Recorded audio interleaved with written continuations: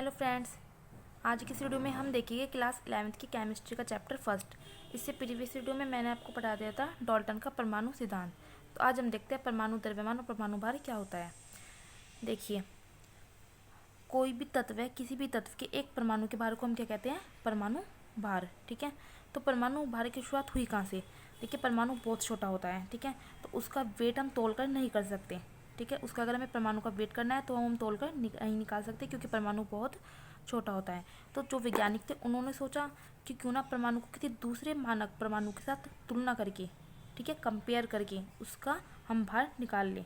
ठीक है, तो सबसे पहले वैज्ञानिकों ने परमाणु भार निकालने के लिए आधार बनाया हाइड्रोजन को, क्योंकि हाइड्रोजन सबसे हल्का तत्व था। ठीक है, लेकिन इसमें प्रॉब्लम ये हुई कि इसके परमाणु भार जो थे हमें प्राप्त हुए वो पॉइंट के रूप में प्राप्त हुए, दशमलव के रूप में। ठीक है, पॉइंट के रूप में निकले। तो तत्व का परमाणु भार जब हमने हाइड्रोजन को आधार मान के निकाला तो हमें पॉइंट के रूप में इसका परमाणु भार प्राप्त हुआ। ठीक है, तो फिर हमने दूसरा मेथड लिया, फिर हमने ऑक्सीजन को आधार माना। लेकिन इसमें भी प्रॉब्लम आई कि ऑक्सीजन के समस्थानिक की जब खोज हुई तो ऑक्सीजन के समस्थानिक कितने होते हैं? 8O16, 8O17, 8O18, 3 समस्थानिक होते हैं ऑक्सीजन के। तो ऑक्सीजन का तो अपने एक परमाणु का भारी खुद ही निश्चित नहीं था, तो इसलिए ऑक्सीजन से तुलना करना भी सही नहीं हुआ। तो हाइड्रोजन भी फेल हो गया और ऑक्सीजन भी। फिर साइंटिस्टों ने क्या किया? 1961 में IUPAC ने एक निर्णय लिया। 1961 में IUPAC ने एक निर्णय लिया कि हम कार्बन 12 के आधार पर परमाणु को बाहर निकालेगी, और ये सफल रहा। ठीक है, तो इसकी डेफिनेशन देखते हैं परमाणु भार की। किसी तत्व का परमाणु भार वह संख्या है जो यह बताती है कि उस तत्व का एक परमाणु कार्बन 12 के एक परमाणु के 1/12 भाग से कितने गुना भारी है। तो ये परमाणु भार की डेफिनेशन है कार्बन 12 को आधार मान के जो उन्होंने निकाला था। परमाणु भार की इकाई की बात करते हैं कि परमाणु भार की यूनिट क्या होती है, तो वो होती है AMU, एटॉमिक मास यूनिट। लेकिन अब लिख देते हैं हम यू मतलब यूनाइटेड मास। ठीक है, एक AMU एक एटॉमिक मास यूनिट में कितने ग्राम होते हैं? 1.66 × 10⁻² ग्राम। तो आई होप आपको परमाणु भार की डेफिनेशन समझ आ गई होगी। देखिए, ये तत्व है, कुछ तत्व है, उसके परमाणु भार जो आपको याद कर लेने हैं, जो आपके आगे बहुत काम आने वाले हैं। जैसे हाइड्रोजन का परमाणु भार 1 होता है, हीलियम का 4, कार्बन का 12, नाइट्रोजन का 14, ऑक्सीजन का 16, फ्लोरीन का 19, सोडियम का 23, एल्यूमिनियम का 27, फास्फोरस का 31, सल्फर का 32, क्लोरीन का 35.5 और पोटेशियम का 39, कैल्शियम का 40, क्रोमियम का 52, आयरन 56 एंड ब्रोमीन 18, और ये क्या है? सिल्वर 108, 108। ठीक है, तो आपको ये कुछ परमाणु भार याद कर लेने हैं तत्वों के। आई होप आपको परमाणु भार समझ आया होगा। अब हम बात करते हैं अणुभार या क्या होता है। देखिए, अणुभार या आणविक द्रव्यमान कह सकते हैं, इंग्लिश में कहते हैं मॉलिक्यूलर मास या मोल वेट।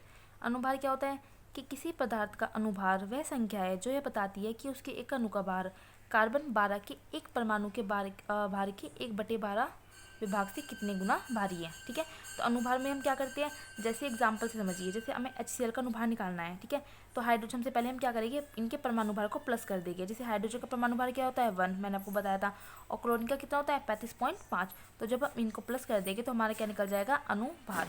तो किसी पदार्थ का अणुभार वह संख्या है जो बताती है कि उसके एक अणु का भार कार्बन 12 के एक परमाणु के भार के 1/12 भाग से कितने गुना भारी है। जैसे NH3 का अणुभार निकालना है तो नाइट्रोजन का परमाणु भार कितना होता है? 14, और हाइड्रोजन की कितना होता है? 1, लेकिन 3 है तो हम 3 करेंगे, यहाँ पे 3 परमाणु दिए है, तो इन दोनों को जब हम प्लस कर देंगे तो हमारा क्या निकल जाएगा? अणुभार। कोई भी आपको कुछ भी दिया है, HCl, NH3, NaOH, आप क्या करेंगे? उनके परमाणु भार को प्लस कर देंगे तो आपका अणुभार निकल जाएगा। जैसे हम बात करते हैं NaOH, सोडियम हाइड्रोक्साइड या कास्टिक सोडा। ठीक है, सोडियम का परमाणु भार होता है 23, ऑक्सीजन का 16, हाइड्रोजन का 1, इन तीनों को प्लस करोगे आपका क्या निकल गया? अणुभार। तो आई होप आपको अणुभार समझ आ गया होगा। अब हम बात करते हैं तुल्यांकी भार की। तुल्यांकी भार इक्विवेलेंट वेट, जिसे हम कैपिटल E से डिनोट करते हैं। तो इसकी डेफिनेशन देख लेते हैं पहले।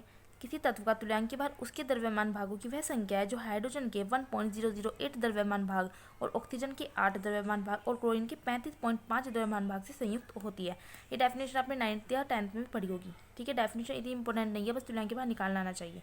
देखिए, तुल्यांकी भार का जो फॉर्मूला होता है, इसे E से डिनोट करते हैं। इसका फॉर्मूला होता है परमाणु भार या अणुभार, मतलब M। कोई भी आपको कोई भी एटम दिया है तो उसका सबसे पहले परमाणु भार लिखिए और अपॉन n। अब ये n क्या है? n यहाँ पे आप संयोजकता कह सकते हैं, यहाँ पे वैलेंसी होती है, या क्षारकता, या अम्लता, या आवेश। अब ये बताऊंगी आपको ये लिखना कैसे। अब हम देखते चले बात करते हैं कि n कैसे निकालते हैं।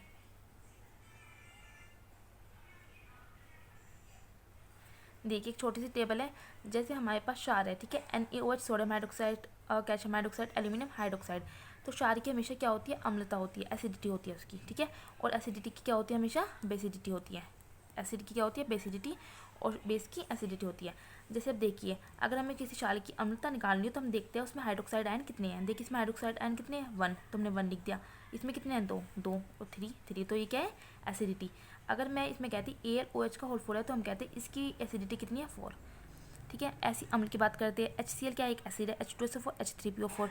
अब इसमें देखिए हाइड्रोजन कितने रिमूव कर सकता है, एक ही हाइड्रोजन रिमूव कर सकता है, मतलब एक H निकाल सकता है, तो इसकी क्या हुई, एक ही क्षारकता हुई।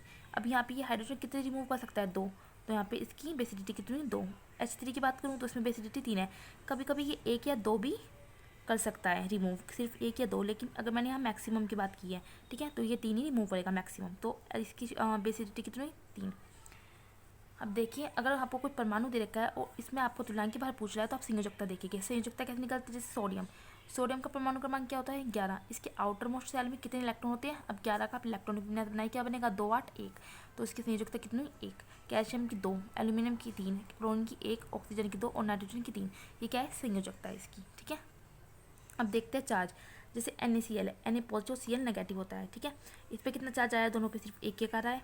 CaCl2 की बात करूँ तो इसका चार्ज इसे मिलता है और इसका चार्ज इसे मिलता है, तो कैल्शियम को मिलेगा 2 पॉजिटिव और क्लोरीन को मिलेगा 1 नेगेटिव, तो इसमें कितना आ रहा है, 2 पॉजिटिव।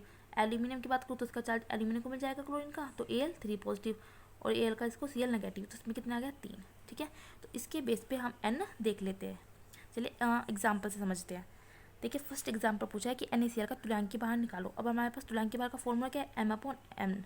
M क्या होता है, अनुभार, ठीक है। अनुभार कैसे निकालते हैं, इसका परमाणु भार Na का और Cl का प्लस कर दो।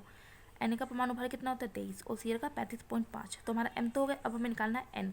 अब देखिए हम NaCl, देखिए मैंने आपको बताया था NaCl पे चार्ज कितना होता है, 1, तो आप यहाँ पे लिख दोगे /1, ठीक है। अब जब आप करोगे, आपका प्लस करोगे तो क्या आ जाता है, 58.5, क्या है, तुल्यांकी भार।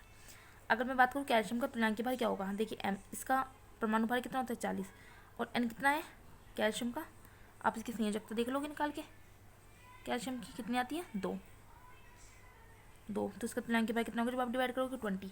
अब H2SO4 का तुल्यांकी भार की बात करूँ तो M/N।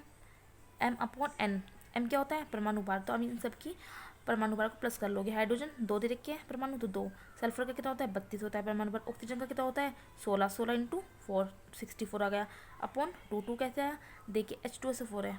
अब देखिए H2SO4 की क्षारकता कितनी है, 2, तो आप इसके N कितने लिख दोगे, 2, 98/2, तो 49 इसका तुल्यांकी भार आ गया। एग्जाम्पल NaOH की बात करूँ, इसका तुल्यांकी भार निकालना है M/N। M देख लो आप 23, ऑक्सीजन का 16 और हाइड्रोजन का 1, अपॉन NaOH का तुल्यांकी भार कितना होता है, देखिए अम्लता निकलती है इसकी एसिडिटी 1, तो इसका कितना आ गया तुल्यांकी भार, 40, ठीक है। बस आपको इस टेबल को याद रखना है और इससे आप किसी भी कंपाउंड का देख सकते हैं कि उसकी संयोजकता कितनी होगी, इसमें एसिडिटी कितनी है, उसमें चार्ज कितना है, उसकी क्षारकता कितनी है, तो इससे आप तुल्यांकी भार आराम से निकाल सकते हैं। आप अपनी बुक के क्वेश्चन की प्रैक्टिस कीजिए। आई होप आपको तुल्यांकी भार समझ आ गया होगा। अगर आपको मेरी वीडियो अच्छी लगी तो प्लीज़ लाइक ज़रूर करना। Thank you so much.